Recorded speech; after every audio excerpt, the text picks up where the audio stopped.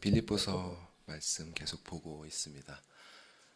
빌립보서 2장에 이르러서 바울은 이 성도가 어떤 마음으로 어떻게 살아야 할지 이제 본격적으로 권면하고 있는데요. 1절에서 4절까지의 말씀을 한번 다시 상기를 해보겠습니다.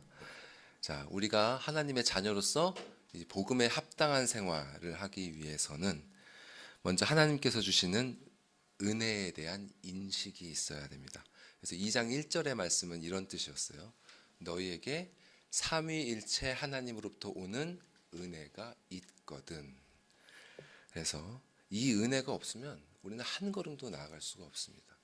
이 은혜가 없이 내딛는 걸음은 성도의 걸음이 아닙니다.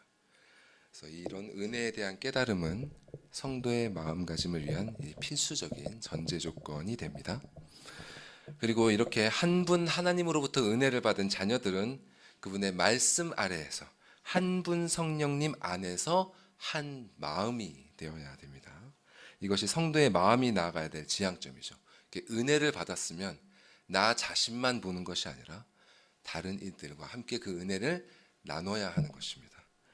그리고 이렇게 다른 이들과 함께 은혜를 나눌 때 어떻게 나눠야 되느냐?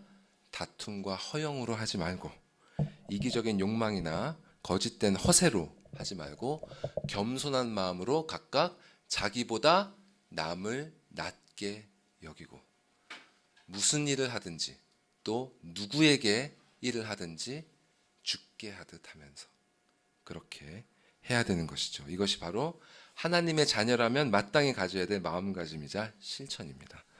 자, 그런데 모두가 잘 아시는 것처럼 이렇게 사는 게 참 쉬운 일이 아니죠. 그게 참 그런 것 같아요. 대부분의 사람들이 저를 포함해서 참 저 자신 하나 건사하는 일, 또 우리 가족 하나 이렇게 같이 건사하는 일만 해도 버거워합니다. 스스로 여력이 없다고 생각하는 사람들이 많아요. 그래서 크리스천이라고 할지라도 이렇게 다른 이들을 위해서 돌아보라, 함께 해라, 마음을 같이 해라, 이런 의무들이 요구되면 여유가 없는 우리의 마음은 이런 식으로 핑계를 댑니다. 그것이 옳지만 아직은 그런 형편이 아니야. 나에게는 시간과 에너지가 부족해. 좀 더 믿음이 자라면 할 수 있겠지만 지금은 아니야. 근데 여러분, 시간이 지나면 이런 마음이 바뀔까요? 교회에 오래 다니면 마음이 변화가 될까요? 아니면 내 형편이 좀 나아진다면 정말 이런 마음이 바뀌어서 다른 사람들을 돌아볼 수 있는 마음이 될 수 있을까요? 사실 죄에 물든 우리에게 자기보다 남을 낮게 여기면서 살아가는 것은 사실 불가능에 가깝습니다. 우리 죄된 본성은 이런 삶을 원하지 않아요. 우리 솔직해질 필요가 있습니다. 우리 마음은 근본적으로 이기적입니다. 우리 시선은 언제나 자기 자신 위주예요. 잠시 은혜를 경험할 때는 이 하나님의 관점을 약간 경험한 것 같습니다. 하지만 언제 그랬냐는 듯이 우리는 다시 우리 위주로 바라보면서 살아가게 되는 것입니다. 자, 그러면 어떻게 해야 될까요? 우리에게 도대체 무엇이 필요한 걸까요? 이런 우리를 위해서 하나님께서는 우리 앞에 예수 그리스도를 보여주신 것입니다. 이 사람이 바로 너희가 따라야 할 모범이다. 그리고 오직 이 사람으로 말미암아 너는 내가 명령한 이 길을 걸을 수 있게 될 것이다.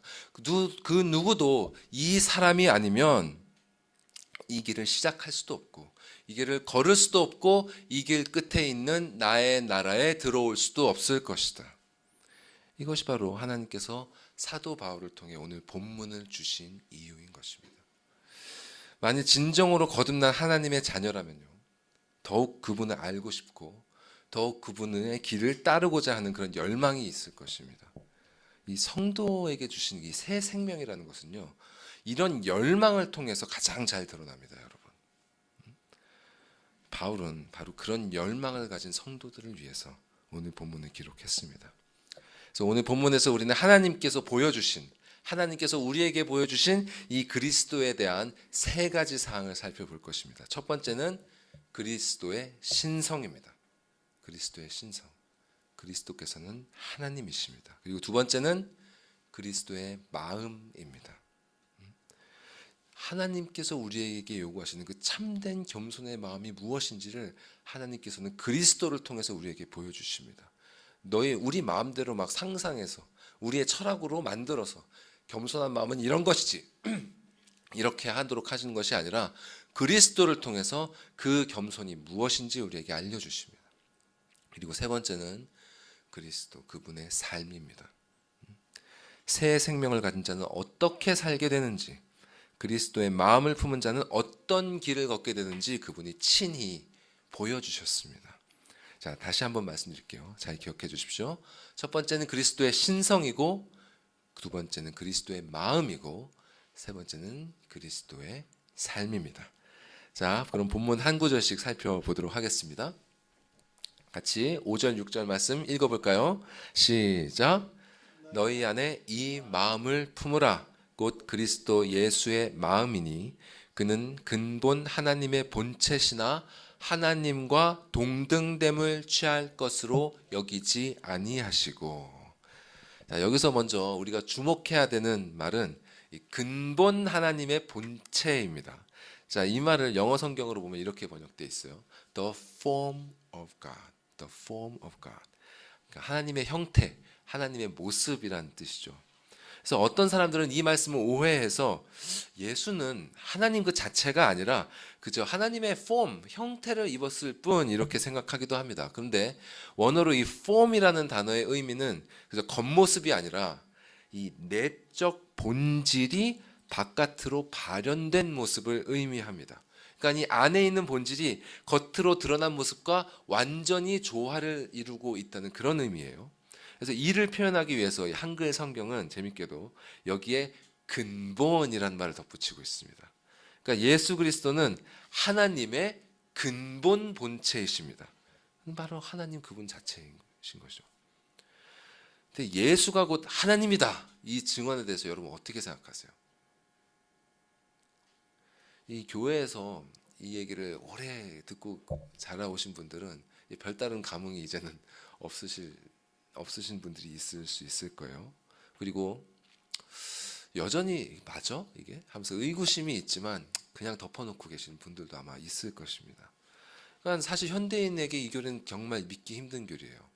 2000년 전에 나타났던 어떤 사람이 하나님이었다는 그 얘기가 믿기 쉽겠습니까? 그 사람이 신이었는데 사람으로 태어나서 살다가 죽었다가 부활해서 다시 승천했다는 이 교리가 어떻게 그냥 믿어질 수 있겠습니까, 여러분? 그런데 우리가 잘 모르는 게 뭐냐면요, 이 진술이 현대인들에게 믿기 어려웠던 것만큼이나 혹은 더 그 이상으로 이 사도 바울에게도 믿기 어려웠다는 사실입니다. 성경이 사실 이 사실을 굉장히 많이 드러내 보여주고 있음에도 불구하고 우리는 그거를 잘 캐치하지 못해요. 자, 요즘 세상을 지배하는 사조가 무엇입니까? 기본적으로 요즘에는 무신론이 깔려 있거든요. 무신론이 기본적인 세계관이에요. 그것을 바탕으로 해서 모든 교육과 문화가 이루어지고 있습니다. 그런데 성경 시대 당시 역사 기록에 남아있는 그 모든 문화권은 어떤 배경을 깔고 있을까요? 다신론입니다. 신이 많다는 세계관을 깔고 있어요. 그래서 당시 사람들은 신이 다수가 존재하고 각 신은 마치 인간 사회처럼 등급과 서열이 있다고 생각했습니다. 이게 당시를 지배하던 세계관이었어요. 그리고 신이 인간의 형태를 취하는 일이나 또 인간이 신의 반열에 오른다는 것도 전혀 새로운 개념이 아니었습니다. 신화 보시면 아시겠지만 그런 일들이 비일비재하게 일어나요. 그렇기 때문에 그런 다신론의 문화권에서 신의 본성을 가진 인간이라는 내용은 얼마든지 나올 수 있는 얘기였습니다, 여러분. 그런데 바울과 같은 이 유대인들은요, 특이하게도 이 다신론을 믿는 이방인들과는 전혀 달랐습니다. 우리가 성경을 통해서 알 수 있듯이 이 유대인들은 철저한 유일신 사상을 고수했습니다. 그들에게 가장 중요한 것이 무엇이었냐면 바로 신은 이스라엘의 여호와 한 분만이 바로 유일한 하나님이시다 라는 사실이었죠. 이스라엘아 들으라, 너희 하나님 여호와는 유일한 하나님이시니. 그렇기 때문에 우리가 아까도 신계명에서 읽었던 것처럼 너는 나 외에 다른 신들을 내게 두지 말라, 이것은 그들에게 목숨을 걸어서라도 지켜야 되는 그들의 계명이었습니다.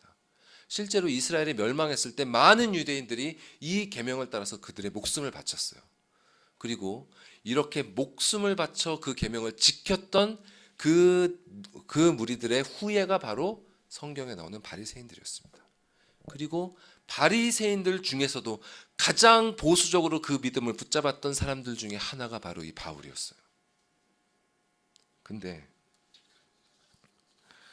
그 사도 바울이 지금 이렇게 말하고 있는 것입니다. 사람으로 오셨던 그 예수 그리스도가 바로 그 여호와 하나님의 근본 본체이시다.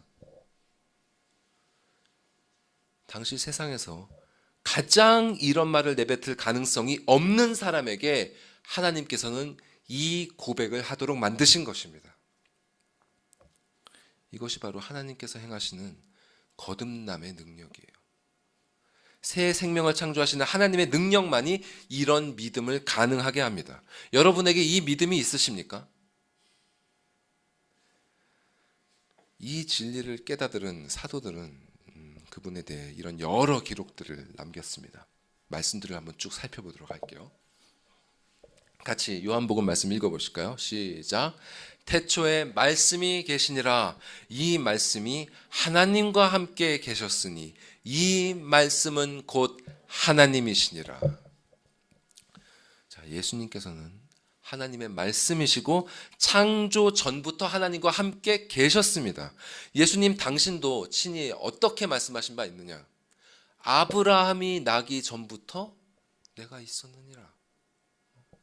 그분은 이 피조물처럼 창조되신 존재가 아니라 만물의 창조 전부터 하나님과 함께 존재하셨던 선재하는 하나님이셨습니다. 또 다음 말씀 보여주시죠.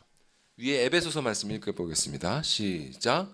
곧 창세 전에 그리스도 안에서 우리를 택하사 우리로 사랑 안에서 그 앞에 거룩하고 흠이 없게 하시려고 그 기쁘신 뜻대로 우리를 예정하사 예수 그리스도로 말미암아 자기의 아들들이 되게 하셨으니. 하나님 아버지께서는 창세 전에 그리스도 안에서 당신의 자녀들을 택하시고 예정하셨습니다. 즉 그리스도께서는 선택과 예정에서도 아버지와 함께 하셨습니다. 예수께서도 이렇게 말씀하신 바가 있어요. 제가 읽겠습니다. 너희가 나를 택한 것이 아니요 내가 너희를 택하여 세웠나니 이는 너희로 가서 열매를 맺게 하고 또 너희 열매가 항상 있게 하여 내 이름으로 아버지께 무엇을 구하든지 다 받게 하려 함이라.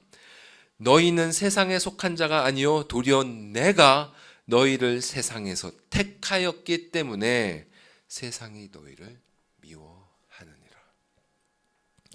이렇게 예수께서는 창조 전부터 선택하시는 하나님으로 일하셨습니다. 자, 그리고 예수께서는 하나님과 함께 만물을 창조하셨습니다. 사도 요한이 이렇게 진술했죠. 함께 읽겠습니다. 시작. 만물이 그로 말미암아 지은 바 되었으니 지은 것이 하나도 그가 없이 된 것이 없느니라. 말씀이 육신이 되어 우리 가운데 거하심에 우리가 그의 영광을 보니 아버지의 독생자의 영광이요 은혜와 진리가 충만하더라. 자, 말씀이신 예수께서 하나님과 함께 만물을 창조하셨습니다. 만물이 말씀으로 말미암아 지은 바 되었고 창조된 것 중에 하나도 그분 없이는 된 것이 없었습니다, 여러분. 자, 게다가 또 그분은 하나님으로서 교회를 구원하셨습니다. 이렇게 사도 바울은 그리스도께서 이렇게 선재하시고 또 선택하시고 창조하시고 또 구원하신다는 교리를 골로새서에서 이렇게 요약해서 기록했습니다. 자, 좀 길지만 함께 자, 목소리 힘을 내서 골로새서 말씀 읽어보겠습니다. 시작.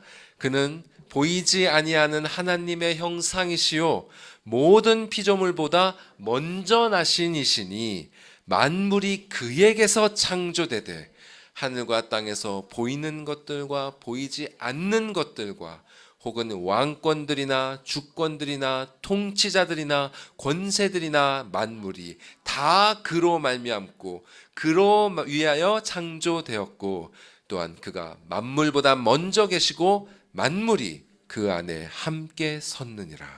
그는 몸인 교회의 머리시라.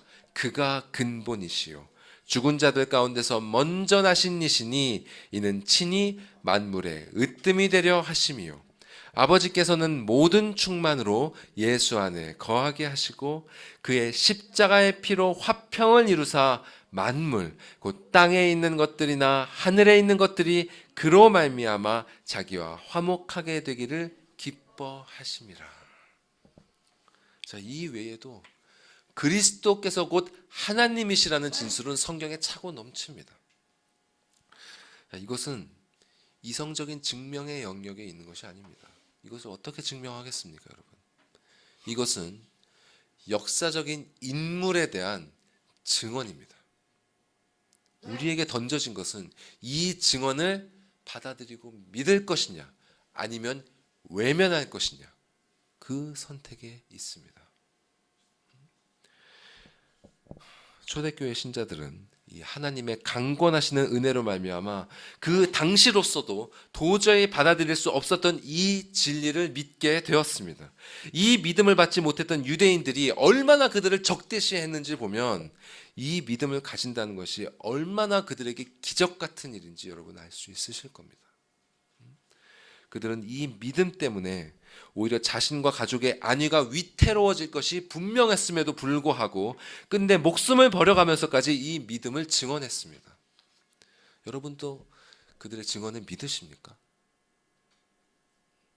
예수 그리스도가 근본 하나님의 본체이심 여러분 믿으십니까? 그가 창세전에 선재하셨으며 우리를 먼저 택하셨으며 우리를 창조하시고 섭리하시고 아버지와 화목하도록 구원하시는 하나님이라는 사실을 여러분 믿으십니까? 이 진리를 믿는 기적이 여러분의 있기를 바랍니다. 거듭남의 능력이 여러분에게 진실로 나타나기를 원합니다. 만일 여러분이 거듭난 신자로서 그리스도의 하나님 되심을 진정 믿으신다면 자, 뒤에 이어지는 말씀들을 그냥 지나치실 수 없을 겁니다. 자, 바울은 본문에서 계속 이렇게 진술을 이어갑니다. 자, 함께 말씀 읽어보겠습니다. 시작. 그는 근본 하나님의 본체시나 하나님과 동등됨을 취할 것으로 여기지 아니하시고 오히려 자기를 비워. 자, 예수께서는 당신이 하나님의 근본 본체이심에도 불구하고 성부 하나님과 동등됨을 취할 것으로 여기지 않으셨다 이렇게 말씀하고 있죠. 여기서 중요한 것은 제가 여기 표시해 놓은 대로 취할 것이란 말입니다. 취할 것. 자, 이 말은 뭐냐면 무엇인가를 간절히 원해서 이렇게 취하고자 하는 것이라는 의미를 담고 있어요. 그래서 영어로는 grasping, 움켜잡는 것, 또 something to be seized, 무엇인가를 꽉 붙잡을 것 이렇게 해석이 됩니다. 여기는 또 두 가지 뉘앙스가 있는데요. 하나는 이 원하는 바를 도적질을 해서라도 취하고자 하는 것 이런 뜻이 있고요. 또 다른 하나는 이 전쟁에서 전리품을 취하는 것처럼 공로에 대한 정당한 보상으로 취하고자 하는 것이란 또 뉘앙스가 있습니다.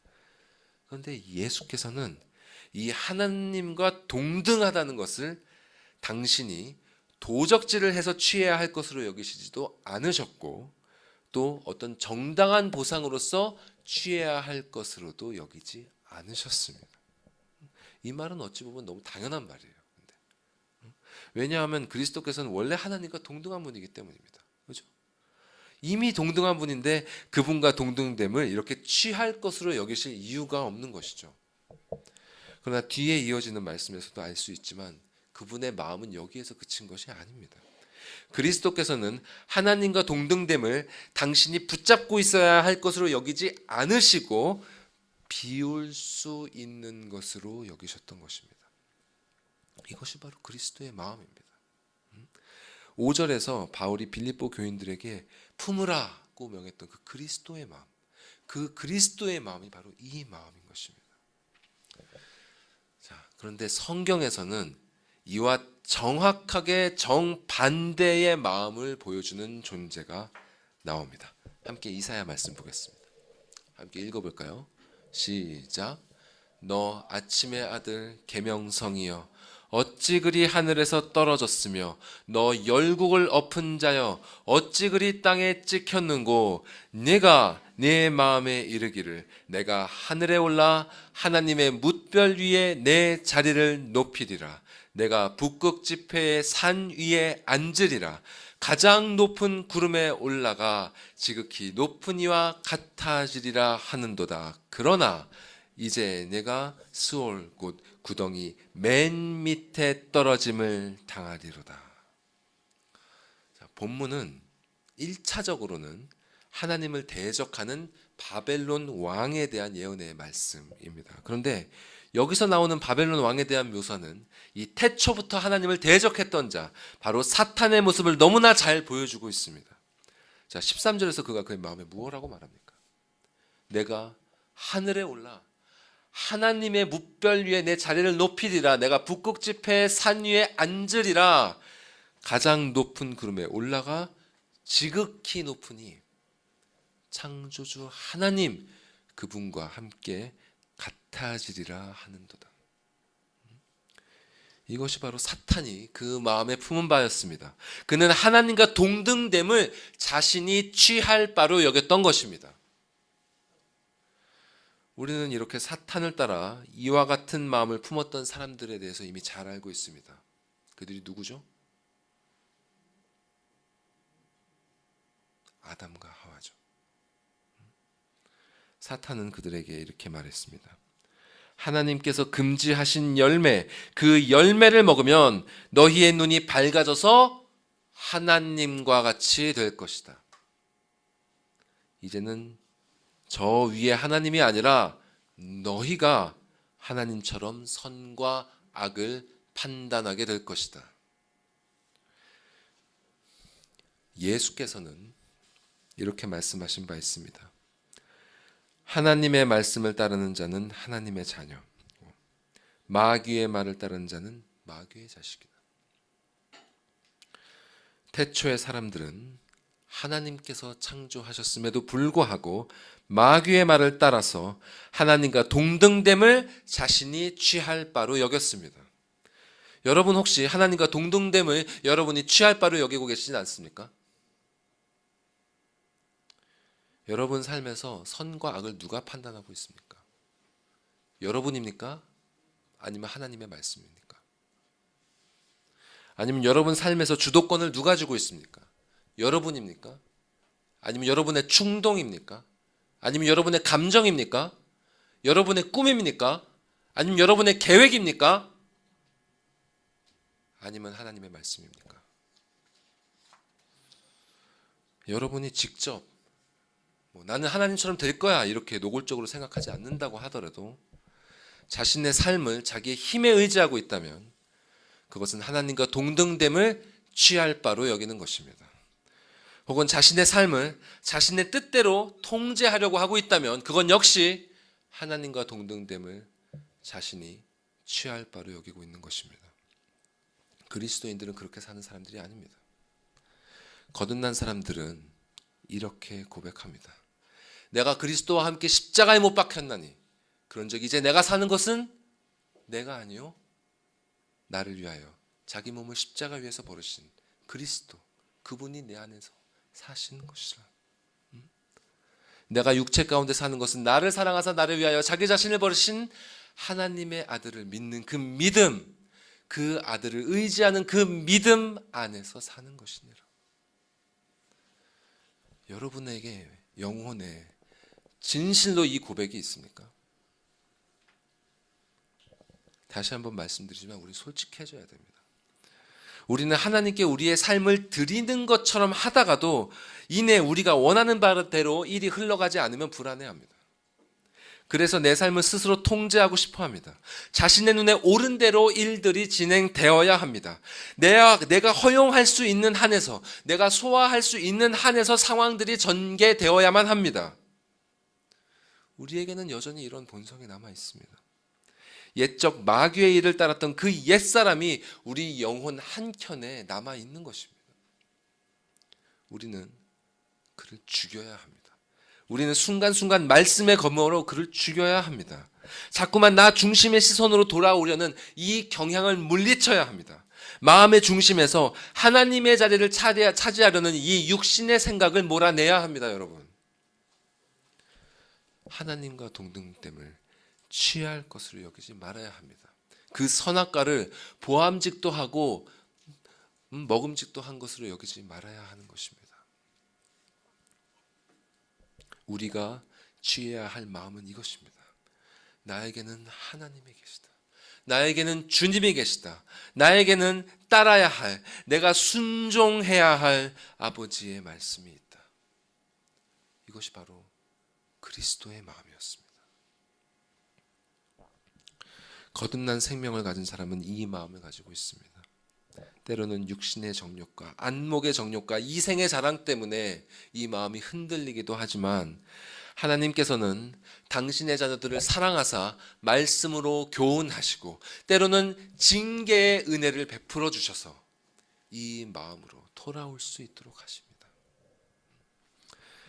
이것이 여러분의 삶에서 지금 지속되고 있는 경험이라면 여러분 기뻐하고 즐거워하십시오. 하늘에 여러분의 상이 기다리고 있습니다. 그러나 여러분의 삶에서 이 경험이 아직 일어나지 않았거나 어느샌가 이 경험이 멈춰져 있다면 여러분 기도하셔야 됩니다. 간절히 기도하셔야 됩니다. 나에게 거듭남의 은혜를 내려 주시옵소서. 나의 믿음을 회복시켜 주시옵소서. 그리스도가 하나님이시오. 나를 구원하실 그 주님이라는 사실을 믿을 수 있는 그 믿음, 이 믿음을 선물로 주시옵소서. 이 믿음을 회복시켜 주시옵소서. 여러분 기도하셔야 합니다. 그것 외에 다른 방법이 없습니다. 진심으로 원하는 자에겐 그분께서 믿음을 분명히 선물로 주실 것입니다. 그렇지만 믿기 원하지 않는 자에게는 그에 합당한 결말을 내려 주실 것입니다. 자, 그리스도께서는 참 하나님이십니다. 그럼에도 불구하고 그분은 하나님과 동등됨을 취할 것으로 여기지 않으셨습니다. 자, 그러면 이 마음을 가진 그분은 어떤 삶을 살으셨는가? 자, 바울은 그분의 삶을 이렇게 요약합니다. 함께 7절과 8절 말씀 읽겠습니다. 시작.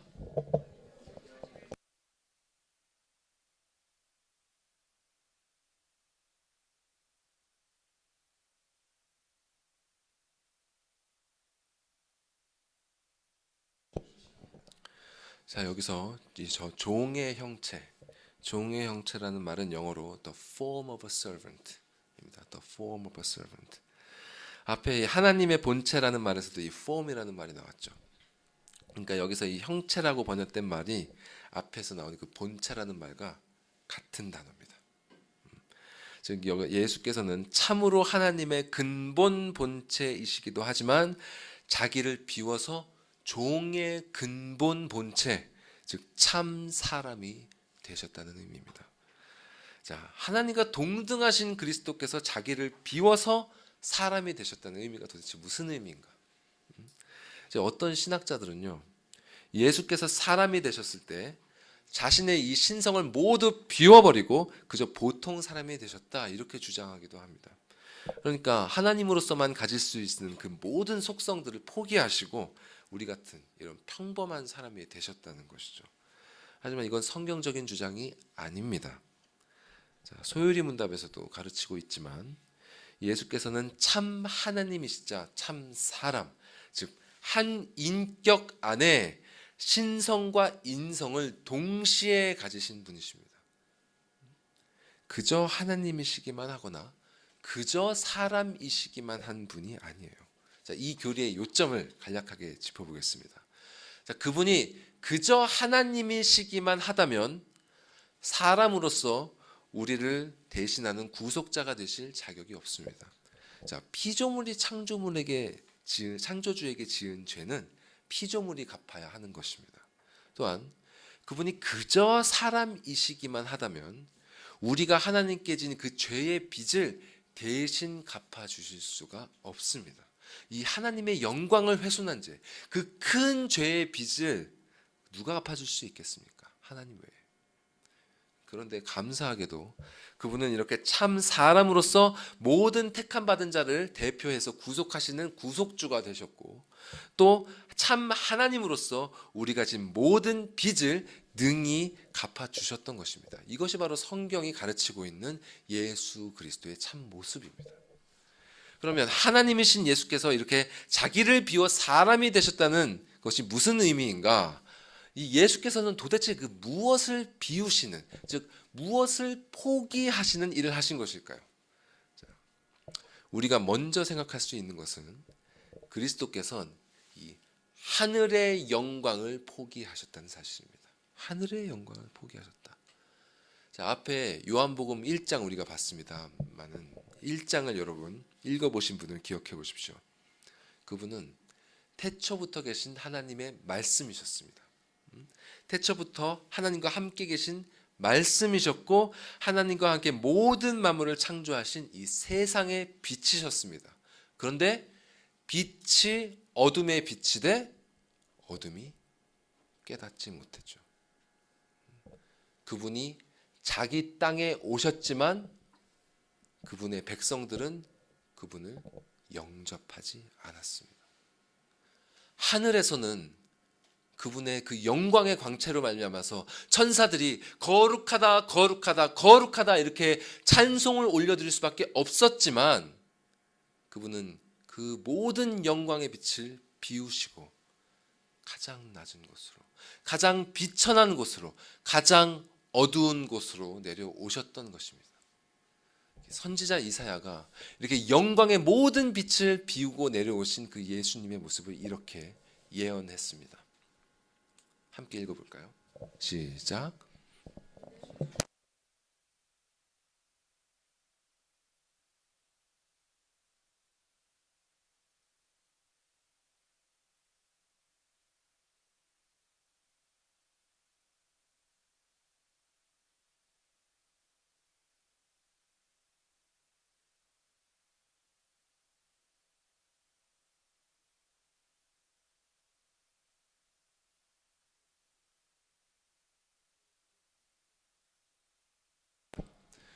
이렇게 하늘의 영광을 버리시고 그분은 종이 되셨습니다.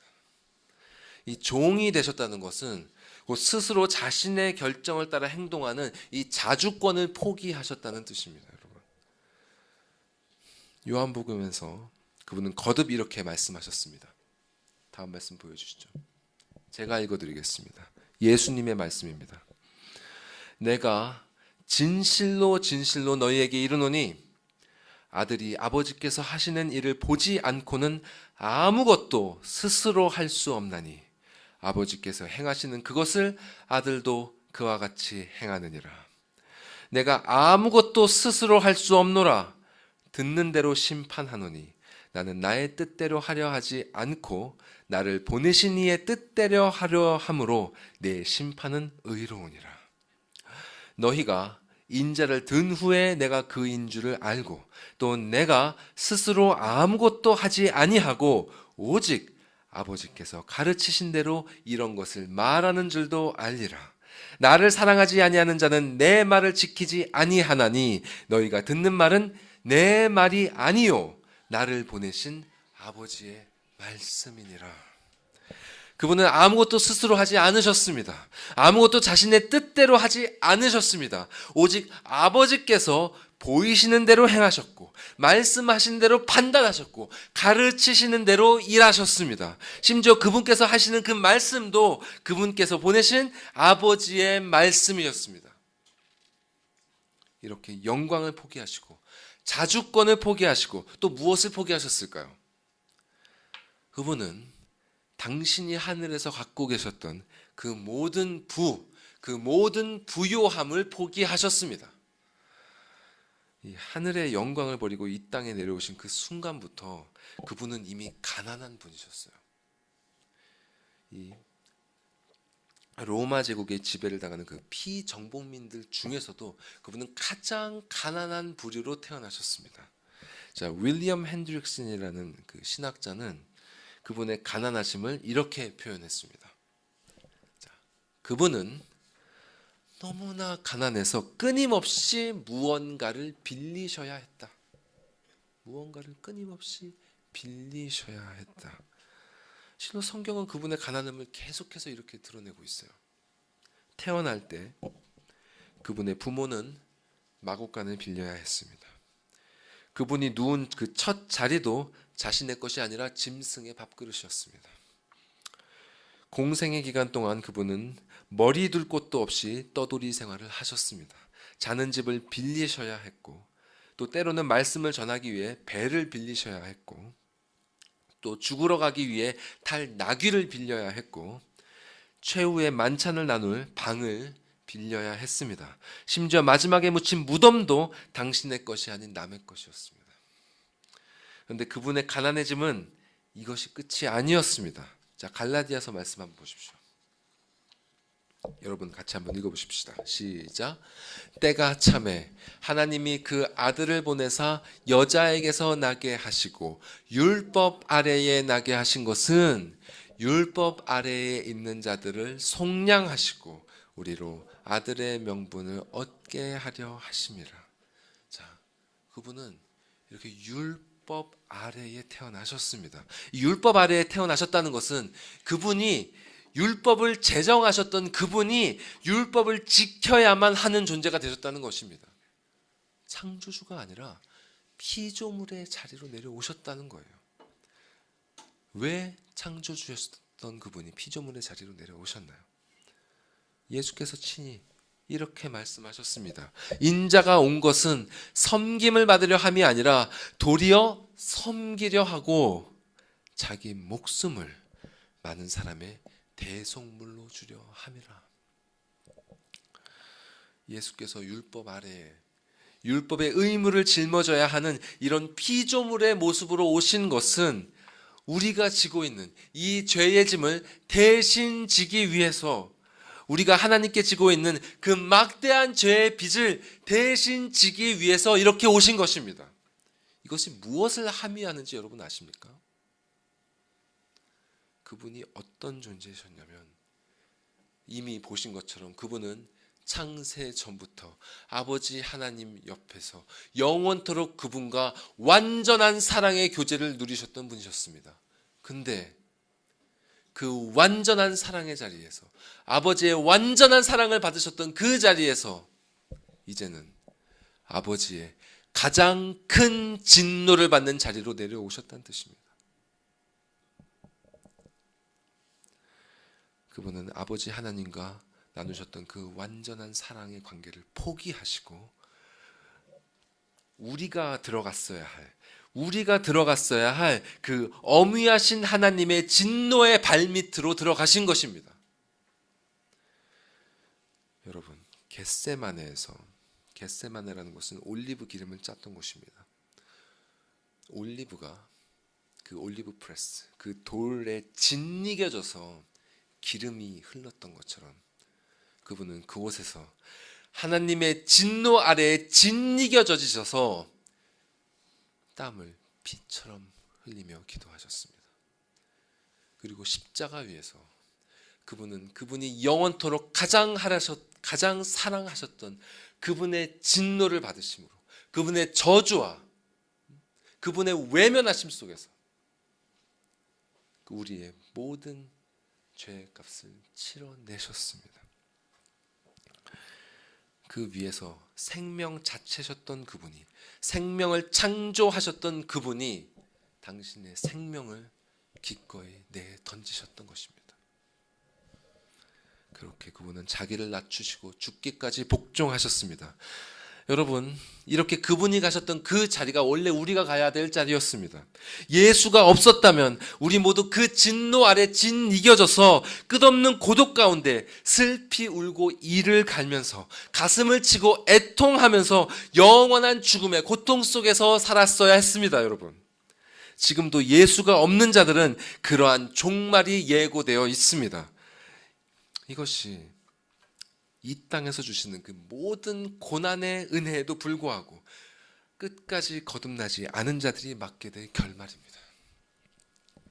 지금 죽는다면 이 말씀이 그저 허튼 소리가 아니라 현실이 되는 것을 바로 경험하게 되실 것입니다. 이것이 성경 전체가 인류에게 주고 있는 경고의 메시지입니다. 여러분은 이 현실을 받아들일 준비가 되어 있으십니까? 예수께서 우리를 위해 이 모든 것을 포기하셨습니다. 고린도후서 말씀 이렇게 말씀하고 있습니다. 함께 고린도후서 말씀 읽어보겠습니다. 시작. 우리 주 예수 그리스도의 은혜를 너희가 알거니와 부요하신 이로써 너희를 위하여 가난하게 되심은 그의 가난함으로 말미암아 너희를 부요하게 하려 하심이라. 여러분, 그 누가 우리를 이렇게 사랑할 수 있겠습니까? 배우자가 이렇게 사랑할 수 있을까요? 부모가 우리를 이렇게 사랑할 수 있을까요? 아니면 우리 자식들이 우리를 이렇게 사랑해 줄까요? 그 누가 우리를 위해서 하나님의 진노를 대신 받아줄 수 있겠습니까? 여러분, 이 사랑을 외면하지 마십시오. 그것은 정말 큰 죄입니다. 그분은 지금 이 시간에도 하나님 보좌 우편에서 그분의 자녀들을 위해서, 당신의 신부들을 위해서, 우리를 위해서 기도하고 계십니다. 그리스도만큼 이 세상에서 여러분을, 우리를 사랑하는 분이 없습니다. 그분은 그저 말로만이 아니라 실로 당신의 모든 것을 내어놓으심으로 그 사랑을 증명하셨습니다. 그분의 사랑을 절대로 외면하지 마십시오. 이것은 모든 사람의 인생에 있어서 가장 결정적인 선택의 순간입니다. 그분의 사랑 앞에 고개를 숙이느냐 아니면 외면하느냐에 따라 그 뒤에 이어질 영원의 시간이 달라질 것입니다. 이 사실을 절대로 잊지 마시기 바랍니다. 말씀을 맺도록 하겠습니다. 그리스도께서 베푸신 이 사랑의 은혜를 얻은 자만이 죽기까지 낮아지셨던 그리스도 예수의 마음을 품을 수 있습니다. 이는 영적으로 높아지고자 하는 어떤 그런 욕망이나 종교적 열심으로 되는 것이 아닙니다. 또 어떤 방대한 성경 지식이나 신비한 경험으로 이루어지는 것도 아닙니다. 그분의 사랑을 받아들이고 그분께 자신의 영혼을 내어 맡긴 사람, 그 사람이 그리스도와 나누는 그 관계를 통해서만이 그분의 마음을 품는 것이 가능합니다. 그리고 이 마음을 품은 자만이 진리의 성령 안에서 성도들과 한 마음이 되어서 각각 자기보다 남을 낮게 여기는 그 참된 겸손함으로 아름다운 사랑의 교제를 나눌 수 있습니다. 그리스도의 사랑을 받고 있는 그 넉넉한 자만이 다른 이의 허물을 덮을 수 있고 그들을 자기보다 낮게 여길 수 있고 그들의 일을 자신의 일처럼 돌볼 수 있습니다. 여러분은 그런 충만한 사랑의 넉넉함을 경험하고 싶지 않으십니까? 예수께서 그런 모습이 어떤 모습인지 친히 우리에게 보여주셨습니다. 한 가지 이야기만 하고 마치겠습니다. 십자가에 달리시기 전날 밤에 그 다가올 하나님의 진노를, 그 아버지의 진노를 목전에 두고도 그분은 제자들과 나눈 마지막 식사 자리에서 일어나 겉옷을 벗으셨습니다. 그리고 수건을 허리에 두르시고 대야에 물을 채우시고 제자들의 발을 한 사람씩 닦아주기 시작하셨습니다. 이렇게 발을 닦는 것은 마땅히 아랫사람이 해야 될 일임에도 불구하고 주님께서 친히 이 일을 행하셨습니다. 그리고 이렇게 말씀하셨습니다. 내가 주와 또는 선생이 되어 너희 발을 씻었으니 너희도 서로 발을 씻어주는 것이 옳으니라. 내가 너희에게 행한 것 같이 너희도 행하게 하려 하여 본을 보였노라. 내가 진실로 진실로 너희에게 이르노니 종이 주인보다 크지 못하고 보냄을 받은 자가 보낸 자보다 크지 못하나니 너희가 이것을 알고 행하면 복이 있으리라. 여러분, 이것이 바로 예수께서 우리에게 보이신 모범입니다. 그분이 우리에게 베푸신 그 사랑을 생각할 때 우리도 이와 같이 행하는 것이 마땅하지 않겠습니까?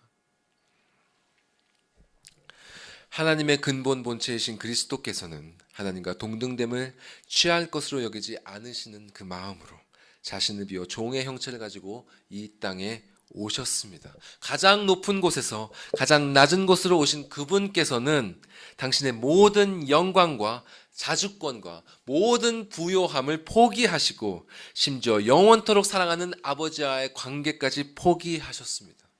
실로 그분에 비하면 정말 아무것도 아닌 우리들을 위해서, 그런 우리들을 부욕해 하시기 위해서 그분은 당신의 그 모든 것을 포기하셨습니다. 그리고 이렇게 작은 것을, 작디 작은 것을 우리에게 요구하십니다. 너희도 서로 발을 씻어주라. 이것이 우리가 품어야 할 그리스도의 마음입니다. 이 마음을 품은 자에게는 자유와 기쁨과 그 누구도 흔들 수 없는 평안이 있습니다. 그리스도의 그 충만한 사랑, 그 넉넉함 속에서 그 누구도 이 사람을 건드릴 수 없습니다. 낮의 해와 밤의 달도 해칠 수 없습니다.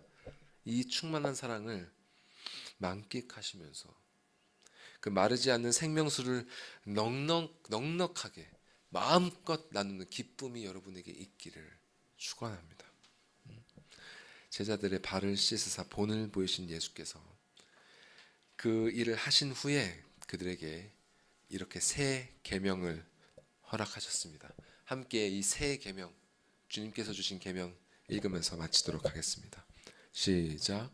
새 계명을 너희에게 주노니 서로 사랑하라. 내가 너희를 사랑한 것 같이 너희도 서로 사랑하라. 너희가 서로 사랑하면 이로써 모든 사람이 너희가 내 제자인 줄 알리라. 아멘. 아무것도 아닌 우리를 위해서 그 놀라운 하늘 영광을 버리시고 그 놀라운 하늘의 부요함을 버리시고 가장 낮은 자리로, 가장 비참한 자리로 내려오신 주님, 우리가 무엇이건데 이해할 수 없는 사랑을 베푸시나이까. 주님, 이 무디고 불쌍한 영혼들을 긍휼히 여겨 주시옵소서. 우리의 마음은 딱딱한 돌과 같아서 당신의 사랑을 받아들일 줄 모르옵나이다. 주님, 우리를 용서하여 주시옵소서. 우리가 무슨 짓을 하고 있는지 우리는 깨닫지 못하고 있나이다. 주님, 우리를 불쌍히 여겨주시고 이 굳어진 마음 주님 깨뜨려 주시고 징계의 은혜로, 고난의 은혜로 깨뜨려 주시고 당신께서 베푸신 그 사랑이 얼마나 큰 사랑인지 주님 다시 한번 깨닫게 하사 당신께서 명하신 이 귀한 말씀, 나보다 남을 낮게 여기고 서로를 사랑하면서 살아갈 수 있도록 도와주시옵소서. 도와주시지 않으면 살아갈 수 없나이다. 도와주시고 일깨워 주시고 손 꼭 붙잡아 주시고 이 길을 끝까지 걸어가서 마지막 날 당신의 나라에 모두 함께 만날 수 있도록 하여 주시옵소서. 이 모든 말씀 우리 구주 예수 그리스도의 이름으로 기도드리옵나이다. 아멘.